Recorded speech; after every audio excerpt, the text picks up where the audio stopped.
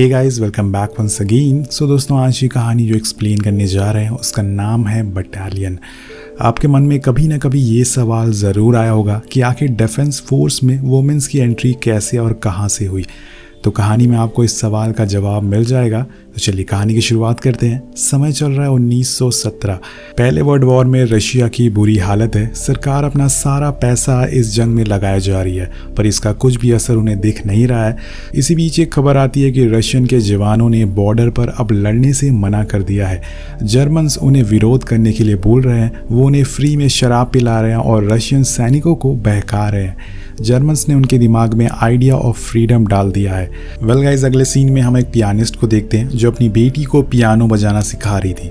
इनके साथ इनकी नौकरानी फ्रोस्का भी होती है। वो नादिया को एक लेटर देती है जिसके पढ़ने के बाद उसके होश उड़ जाते हैं। उसमें लिखा था कि उसके पति जंग में शहीद हो गए हैं और ये पढ़ते ही वो रोने लगती है। पर इसी दौरान उनकी वहाँ एक रिलेटिव वीरा आती है जो उन्हें बताती है कि मैं इसका बदला लेकर रहूँगी और आज मैं आर्मी के लेडीज़ बटालियन में ज्वाइन होने जा रही हूँ, क्योंकि आदमियों का कॉन्फिडेंस टूट चुका है और साथ में वो लोग बहुत कम हो गए हैं। इसलिए हम लोग अब आर्मी में भर्ती होंगे ताकि उन्हें कॉन्फिडेंस मिल सके।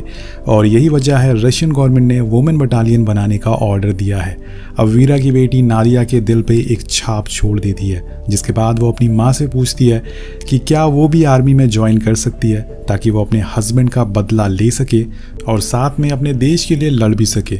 उसकी माँ हाँ कर देती है और इसी के साथ उनकी नौकरानी भी उनके साथ चली जाती है। वहीं दूसरी तरफ हम कुछ ऑफिशियल को देखते हैं जो अभी के हालातों के ऊपर एक मीटिंग कर रहे होते हैं। उन्हें कुछ वीडियोस दिखाई जाती है जिसमें जर्मन्स रशिया को बहकाने की कोशिश कर रहे थे। वो उनके साथ डांस कर रहे थे, जैसे मैंने आपको पहले बताया था। वो रशियन सोल्जर को शराब और खाना खिलाते थे और बाद में उनसे दोस्ती कर लेते थे और इसी वजह से वो जंग हार रहे थे। अब कुछ ऑफिशियल कहते हैं कि हमें उन करप्ट सैनिकों को फांसी दे देनी चाहिए जो उनके साथ दोस्ती कर रहे हैं, अपने देश को बेच रहे हैं। लेकिन इससे तो और भी सैनिक कम हो जाएंगे, इसलिए ये आइडिया भी कैंसिल कर दिया जाता है। और तभी एक ऑफिसर लेडी बटालियन की बात रखता है, उसे भी कैंसिल कर दिया जाता है। उनका मानना था कि ये लेडीज़ फ्रंट पे जाके खामखा मारी जाएंगी, पर एक ऑफिशियल बोलता है कि हमें पहले उन्हें ट्रेन करना होगा, उसके बाद हम उन्हें वहाँ भेज सकते हैं। और इस बात पे सभी ऑफिसर्स राज़ी हो जाते हैं। अब कुछ दिन बाद लेडीज़ बटालियन की भर्ती होना शुरू हो जाती है, जिसमें शहर की तकरीबन सारी लड़कियाँ आई हुई थी। अब एक एक करके सबका मेडिकल टेस्ट लिया जाता है, जिसमें नादिया, वीरा और उसकी नौकरानी भी होती हैं। वहाँ पे हर तरह की औरतें मौजूद थी जिन्हें अपने देश के लिए लड़ना था। और इन्हीं में एक ऑफिसर की वाइफ भी आती है ज्वाइनिंग के लिए, और वो उसे मना करता है कि तुम यहाँ क्या कर रही हो। लेकिन वो कहती है कि जहाँ तुम जाओगे वहाँ मैं भी आऊँगी, अगर तुम लड़ सकते हो तो मैं क्यों नहीं। अब इससे वो हंसने लगता है और उससे भी भर्ती कर देता है। अब इसी टेस्ट में एक मोटी लड़की भी आती है जिसका वजन देख के उसकी भर्ती कैंसिल कर दिया जाता है, पर वो गुस्से में एक आयरन रॉड को मोड़ देती है और साबित कर देती है कि वो भले ही मोटी क्यों ना हो लेकिन उसमें लड़ने की ताकत जरूर है। और ये देखकर सभी लड़कियां उसके लिए ताली बजाती हैं। इस बीच वहां मैडम चीफ भी आती हैं जो इन लेडीज की हेड होती हैं। वो उस मोटी लड़की की बहादुरी को देखकर उसे डिप्यूटी बना लेती हैं। अब कुछ देर बाद जनरल अपनी बेटी नटाली को भी लेकर आते हैं, वो भी इस बटालियन का हिस्सा बनना चाहती है। अब इसके बाद एक बहुत ही इमोशनल सीन आता है। सारी लड़कियों के बाल काटे जा रहे थे जो उन्हें सबसे ज़्यादा प्यारे होते हैं, लेकिन आज वो सब कुछ कुर्बान करने को तैयार हैं अपने देश के लिए, अपने लोगों के लिए। और उन्हें आराम करने के लिए अपने अपने बेड दिए जाते हैं। लेकिन एडोल्फ, जो कि मोटी लड़की होती है, वो नटाली से लड़ने लगती है क्योंकि उसे उसका बेड चाहिए था। इस शोर को सुन के वहाँ मैडम चीफ आती हैं और एडोल्फ को उसकी डेप्यूटी की पोस्ट छीन कर नटाली को दे देती है, क्योंकि यहाँ गलती एडोल्फ की होती है। नटाली और मैडम चीफ की नज़रों में सब बराबर हैं, चाहे वो जनरल की बेटी हो या फिर कोई आम लड़की। उन्हें अपने इस बटालियन में डिसिप्लिन चाहिए था जो अभी से बनाना शुरू कर देती हैं। अब अगली सुबह सारे लोगों के उठने से पहले मैडम चीफ अपनी बटालियन को लेके ट्रेनिंग के लिए निकल जाती हैं। उस दिन उनकी पहली ट्रेनिंग में सिर्फ रनिंग होती है और इसमें ही कई लड़कियों की हालत ख़राब हो जाती है, जिसके बाद उन्हें आराम करने के लिए भेज दिया जाता है। लेकिन अगले दिन उन्हें फिजिकल ट्रेनिंग करनी होती है, जिसमें काफ़ी लड़कियों को बहुत ज़्यादा चोटें भी आती है और कुछ बहुत ज़्यादा थक जाती हैं, लेकिन उनकी हिम्मत नहीं टूटती, वो फिर भी आगे बढ़ती रहती हैं। और ऐसे ही धीरे धीरे करके उन्हें शूटिंग, रनिंग, कवर अप हर तरह की ट्रेनिंग कराई जाती है। लेकिन एक दिन मैडम चीफ कुछ अलग तरह का ट्राई करती हैं। वो खुद के ग्रुप में से 2 लोगों को लड़वाती हैं ताकि ये पता चल सके कि कौन कितना ताकतवर है। एक लड़की दूसरी लड़की को थप्पड़ मारती है, लेकिन वो दूसरी वाली उसे मारने से मना कर देती है। तो पहली वाली दोबारा उसे थप्पड़ मारती है और इस बारी उसके मुंह से खून निकल जाता है। अब ये देखकर वो दूसरी वाली लड़की रोने लगती है और गुस्से में उस पर हमला करती है और दोनों के बीच में लड़ाई होना चालू हो जाती है। इसी तरह से सभी लोग एक दूसरे से लड़ाई करने लगते हैं। अब मैडम चीफ सभी लड़कियों के अंदर से जो उनका डर होता है वो निकालना चाहती हैं ताकि वो जर्मन से लड़ सके। अब एक रात ट्रेनिंग के बाद सारी लड़कियां सो रही होती है तो एक लड़की चुपके से खिड़की से बाहर चली जाती है। वो अपने हस्बैंड से मिलने जा रही थी जो कि एक ऑफिसर था, जैसे कि मैंने आपको पहले बताया था। लेकिन ऐसा करते हुए एक लड़की उसे देख लेती है जो अगले दिन मैडम चीफ के पास जाके उनसे पूछती है कि वो भी अपने बॉयफ्रेंड से मिलने जा सकती है। तो मैडम चीफ गुस्से में उसे मना कर देती हैं और तब वो लड़की उस दूसरी लड़की के बारे में बताती है जो कल रात खिड़की से बाहर गई थी और कहती है कि हमें एक सोल्जर कम्युनिटी बनानी है। तो मैडम चीफ उसे बहुत डांटती हैं और कहती हैं कि ऐसा कोई भी कम्युनिटी नहीं बनेगी। इधर नादिया की माँ ऑफिस आती है और इसे और इसकी नौकरानी को लेने के लिए, और फिर नादिया को बुलाया जाता है और मैडम चीफ उसे कहती हैं कि तुम्हारी माँ तुम्हें वापस लेने आई है, उन्हें तुम्हारी ज़रूरत है, तुम्हें वहाँ जाना चाहिए। और नादिया को डिस्चार्ज लेटर दे दिया जाता है। लेकिन तभी नादिया उस डिस्चार्ज वाले लेटर को फाड़ देती है और कहती है कि क्या मैं वापस आर्मी में जा सकती हूँ। ये देखकर मैडम चीफ की आंखों में आंसू आ जाता है। वो समझ जाती है कि नादिया अपने देश के लिए लड़ना चाहती है। अब वो दोनों जाने से मना कर देती हैं और उन्हें वापस आर्मी में भेज दिया जाता है। अब एक दिन सभी की ट्रेनिंग चल रही होती है, लेकिन तभी कुछ सोल्जर आते हैं और मैडम चीफ को अरेस्ट कर लेते हैं। जी हाँ दोस्तों, पर इसकी क्या वजह थी ये खुद मैडम चीफ को भी पता नहीं होता। अब अगले दिन उन्हें जनरल के सामने पेश किया जाता है तो बताते हैं कि उन्होंने बटालियन की एक लड़की को बहुत बेरहमी से मारा है। वो लड़की बस एक सोल्जर कम्युनिटी बनाना चाहती थी, तो आपने उन्हें क्यों मारा? पर यह सरासर दोस्तों गलत होता है। उस लड़की ने मैडम चीफ पर गलत आरोप लगाया था। उसके बॉयफ्रेंड जो कि आर्मी में काफ़ी अच्छे ओहदे पर होता है और अपनी पावर से उसी ने मैडम चीफ को अरेस्ट करवा दिया था। अब इस बार मैडम चीफ को बहुत गुस्सा आता और वो जनरल के सामने ही उस लड़की को सुना देती हैं, जिसकी वजह से जनरल को गुस्सा आ जाता और वो उसे आर्मी से बर्खास्त कर देते हैं। अब जब तक ये केस खत्म नहीं होता उन्हें जेल में रखा जाएगा। अब जब इस चीज़ की खबर नटालिया को लगती है तो वो अपनी पूरी बटालियन के साथ सीधा वहाँ पहुँच जाती है और ऑफिसर से कहती है कि जो भी आरोप उन पर लग रहे हैं वो सरासर गलत है। वो लोग झूठ बोल रहे हैं, इन्होंने ऐसा कुछ भी नहीं किया है जिससे हमें तकलीफ हो। और हाँ, अगर बात सोल्जर कम्युनिटी की है तो वो तो कब की बन चुकी है और आप उन्हें बाहर खड़ा हुआ देख सकते हैं। उनका कहना था कि अगर आपने मैडम चीफ को फिर से चीफ नहीं बनाया तो हम बाहर ही खड़े रहेंगे, चाहे कुछ भी हो जाए। ये बोल के नटालिया बाहर चली जाती है और अपनी बटालियन के साथ खड़ी हो जाती है। अब रात होने लगती है और तेज़ बारिश भी होने लगती है, लेकिन ये बटालियन टस से मस नहीं होती है और रात से सुबह हो जाती है। वो सभी वहीं खड़े रहते हैं और सभी लड़कियां दिखा देती हैं कि वो भी लड़ सकती हैं। अब उनके जज्बे को देखकर जनरल को काफ़ी खुशी मिलती है और मैडम चीफ के काम से काफ़ी खुश होते हैं वो, इसलिए वो उन्हें दोबारा से उनकी चीफ की पोजीशन वापस कर देते हैं। लेकिन वो सभी से कहते हैं कि कल तुम लोगों की ट्रेनिंग होगी, अगर एक भी लड़की फेल हुई तो किसी को भी आर्मी में नहीं भेजा जाएगा।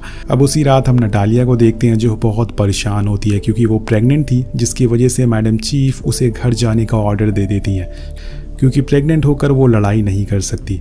अब डोवा नाम की लड़की को इंचार्ज बना दिया जाता है और नटालिया के लिए ये काफ़ी इमोशनल फैसला था। अब अगले दिन सारी बटालियन का एग्ज़ाम होता है और इसमें पता लग जाएगा कि दुनिया की पहली बटालियन बनेगी या फिर नहीं। अब कुछ देर बाद एग्ज़ाम शुरू हो जाता और एक एक करके सारी लड़कियां टास्क को पूरा करने लगती हैं जैसे उन्हें सिखाया गया था, पर बीच में ही नादिया गिर जाती है जिससे उसके पैर में गहरी चोट लगती है। अब फ्रॉस्का और एक और लड़की नादिया को लेके आती हैं, पर तब तक सारी लड़कियों ने टेस्ट पास कर लिया था। अब एक नादिया की वजह से उन सभी को फेल कर दिया जाएगा। तो फ्रॉस्का कहती है कि हमें तो कोई टाइम लिमिट दी ही नहीं गई थी, हमने बस टास्क पूरा करना था और वो हमने करके दिखा दिया। अब उसकी ये बात जनरल को भी सही लगती है, इसलिए वो सबको ऑर्डर देते हैं कि इनकी बटालियन को पास कर दिया जाए और उन्हें जंग में भेजने को कहते हैं। अब ये सुनकर मैडम चीफ की आंखों में आंसू आ जाते हैं और सभी लोग बहुत ही खुश होते हैं। उनका जंग में जाने का, अपने देश के लिए लड़ने का सपना पूरा होने वाला था और कुछ इस तरह से लेडी बटालियन बन जाती है। अब अगले दिन सारी सोल्जर्स को शपथ दिलाई जाती है, जहाँ पे नतालिया भी मौजूद थी।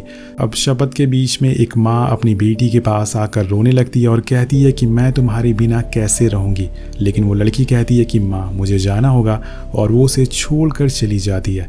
इस सीन को देखकर आप एक माँ के दर्द को समझ सकते हैं जो अपने बच्चों को जंग में भेजती हैं, और सभी लड़कियां अब ट्रेन में चलने का इंतजार करने लगती हैं। इसी दौरान नादिया को उसका हस्बैंड जख्मी हालत में मिलता है। जी हाँ दोस्तों, वो अभी भी जिंदा था, उसे झूठ बोला गया था, वो शहीद हो गया है।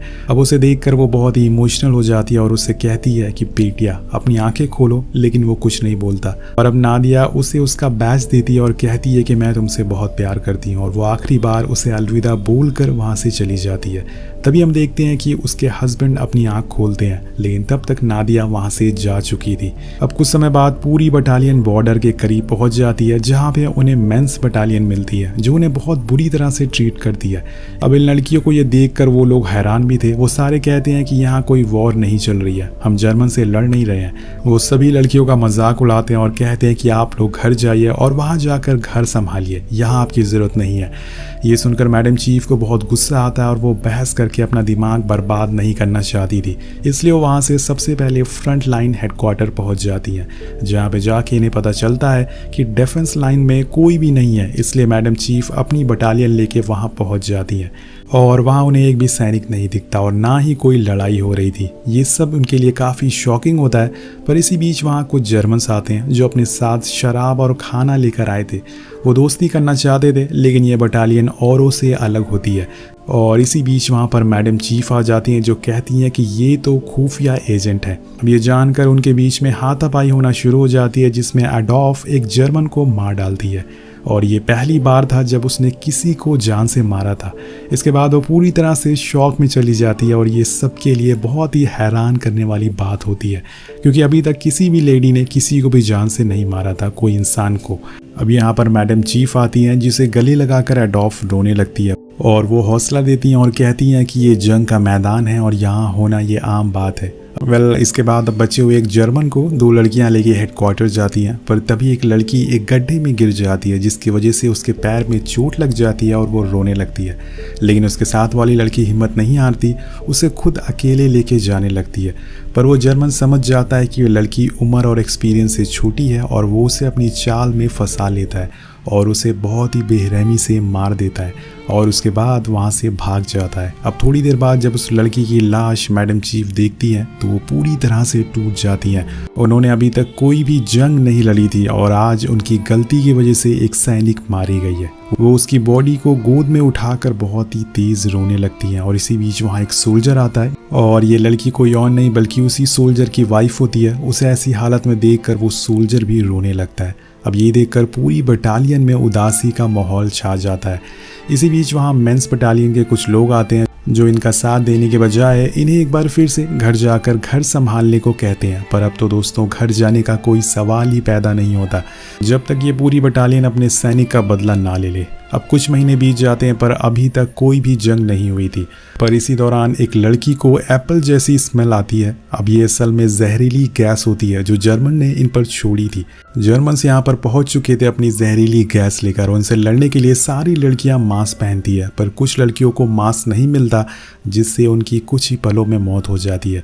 लेकिन जो बची हुई लड़कियां थी वो जमकर जर्मन्स का सामना करती हैं और एक समय ऐसा आता है कि सारी लड़कियां हारने वाली थी। लेकिन तभी पीछे से इनके साथ ही गन मशीन चलाते हैं जिससे डर कर सारे जर्मन्स वहाँ से भाग जाते हैं और आज उन्होंने जर्मन्स को यहाँ से खदेड़ कर भगा दिया और इनकी जीत होती है। अब इसके बाद मैडम चीफ जनरल के पास जाकर उनसे बैकअप फोर्स मांगती हैं क्योंकि जर्मन्स अपनी हार का बदला लेने ज़रूर आएंगे।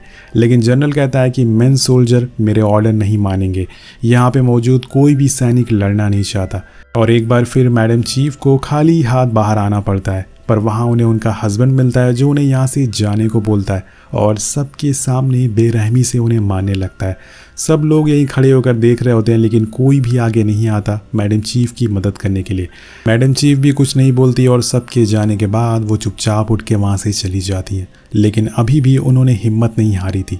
इधर शहर में ऑफिशियल ये सब देख रहे होते हैं और उन्हें पता चलता है कि फ्रंट पे सिर्फ लेडी बटालियन है जो जर्मन से लड़ी जा रही है, उनके साथ कोई भी नहीं है। और ये देखकर उन्हें अपने सोल्जर पर बहुत गुस्सा आता है। वहाँ पे नादिया का हस्बैंड हस्बैंड भी मौजूद होता है, वो नादिया को वीडियो में देख लेता है और उसकी मदद के लिए जाने के लिए बोलता है। ऑफिसर कहते हैं कि तुम अकेले नहीं जाओगे, मैं भी तुम्हारे साथ जंग में चलने वाला हूँ। उधर रात के अंधेरे में लेडीज बटालियन प्लान बनाती है कि वो कब्जा किए हुए लैंड पर हमला करेगी और अपनी ज़मीन वापस लेंगी। अब रात में वो जर्मन्स पर धावा बोल देती हैं और इसमें बहुत सी लड़कियां शहीद भी हो जाती हैं, लेकिन उनसे ज़्यादा वो दुश्मनों को मार गिराती हैं। फ्रंट पर लेडीज बटालियन की जीत हो चुकी थी। अब मैडम चीफ एडोल्फ की बहादुरी को सलाम करती हैं और सम्मान में उसे अपनी वॉच गिफ्ट करती हैं, क्योंकि उसने बहुत ही बहादुरी से दुश्मनों का सामना किया था। लेकिन यहाँ मैडम चीफ को डर होता है कि इस जंग का बदला जर्मन ज़रूर लेने आएंगे और इस बारी वो ज़्यादा सेना लेकर आएंगे। इसलिए वो नादिया और वीरा को एक बार फिर से जनरल के पास भेजते हैं बैकअप लेने के लिए। इस बारी जनरल सारे सोल्जर को बुलाते हैं फ्रंट एंड पर जाने के लिए, लेकिन उनके सोल्जर साफ साफ मना कर देते हैं और कहते हैं कि हम नहीं जाएंगे चाहे कुछ भी हो जाए। ये दोस्तों जर्मन्स ने इनके अंदर पता नहीं कैसा जहर घोल दिया था जो अपने देश के लिए नहीं लड़ना चाहते थे। अब ये सारी बात नादिया और वीरा जाके बटालियन को बताती हैं, पर वो हिम्मत नहीं हारती। वो लोग जर्मन का वेट करते रहते हैं और कुछ ही देर बाद जर्मन्स की आहट सुनाई देने लग गई थी। वो उनकी तरफ बढ़ने लगे थे और अब उनकी तादाद बहुत ही ज़्यादा थी। इधर नादिया का हस्बैंड और उसके साथ कुछ सोल्जर बैटल फील्ड में जाने के लिए निकल जाते हैं, पर उन्हें वही सोल्जर रोक लेता और वहाँ से जाने से मना करता है। तो एक ऑफिसर अपने कंधे का बैच निकाल देता और कहता है कि मैं आपसे ऑफिसर नहीं हूँ, और उसके साथी भी ऐसा ही करते हैं, अपने कंधे पे लगे सारे सितारे उखाड़ देते हैं और कहते हैं कि तुम खुद को सोल्जर कहते हो, हमारे देश की लड़कियां वहाँ अपने देश को गुलाम बनाने से बचा रही हैं, अपने देश के लिए लड़ रही हैं और तुम यहाँ अय्याशी कर रहे हो। और ये बोलते हुए वो अपने साथियों के साथ उनके बीच से निकल जाता है। वहीं जंग में लड़ाई होना शुरू हो गई थी, पर इस बारी पासा उल्टा पड़ जाता है। जर्मन्स अपनी पूरी ताकत के साथ आए थे और साथ में उनके पास आधुनिक हथियार भी होते हैं। लेडीज़ बटालियन कमज़ोर पड़ती जा रही थी और एक एक करके वो उन्हें मार रहे थे। कुछ देर बाद सारी बटालियन एक जगह आकर इकट्ठा हो जाती है। जर्मन्स को पता चल चुका था कि वो कहाँ छुपी हैं और ये सारे लोग चारों तरफ से घिर चुके थे और अब इनका मरना पक्का था। अब मैडम चीफ पीछे मुड़कर देखती हैं कि शायद अभी कोई उन्हें बचाने आएगा, लेकिन वहाँ पर कोई भी नहीं आता। वो पूरी बटालियन को बोल देती हैं कि कोई भी हमारी मदद के लिए नहीं आएगा, अब बस हमें गॉड ही बचा सकते हैं। अब सारी लड़कियां प्रे करने लगती हैं कि गॉड हमें ताकत देना, मरते दम तक हम अपने देश के लिए लड़ सके, हमें हिम्मत देना। लेकिन अब जर्मन्स करीब आने लगते हैं और ये बात उन्हें ही पता है। सब एक दूसरे से गले लगते हैं और एक दूसरे को आखिरी बार देख रहे थे। सभी लड़कियां आंख बंद कर लेती हैं और अपनी मौत का इंतज़ार करने लगती हैं, पर वो कहते हैं ना कि बहादुरों का साथ ऊपर वाला ज़रूर देता है। मैडम चीफ को एक आहट सुनाई देती है और ये कोई और नहीं बल्कि रशियन आर्मी थी। ये वही लोग होते हैं जो फ्रंट पे आने से मना कर रहे थे, लेकिन आज लेडीज़ बटालियन का जज्बा देखकर उन्हें हथियार उठाने पर मजबूर कर दिया। अब इस भीड़ में मैडम चीफ के हस्बैंड भी होते हैं और सारे रशियन आगे बढ़ रहे थे अपने देश की इज्जत के लिए, उन्हें बचाने के लिए। वो ज़ोर ज़ोर से चिल्लाते हैं हुर्रे हुर्रे और जंग में भिड़ जाते हैं। इसके साथ ये कहानी ख़त्म हो जाती है। कहानी के आखिर में हमें लेडीज़ बटालियन की कुछ ओरिजिनल फ़ोटोज़ दिखाई जाती है कि कैसे वो जर्मन से अकेले लड़ गई थी और आज पूरी दुनिया उनकी बहादुरी को सलाम करती है, उनकी हिम्मत और उनके जज्बे को सलाम करती है। कहानी के आखिर में हमें मैडम चीफ की ओरिजिनल फ़ोटो दिखाई जाती है, जिसके साथ ये कहानी ख़त्म हो जाती है। तो आपको ये कहानी कैसे लगी नीचे कमेंट करके ज़रूर बताइएगा। इस बार दोस्तों एम करते हैं 400 कमेंट का, कमेंट ज़रूर करिएगा। मिलते हैं आपसे अगली वीडियो में। Thank you so much watching, peace out.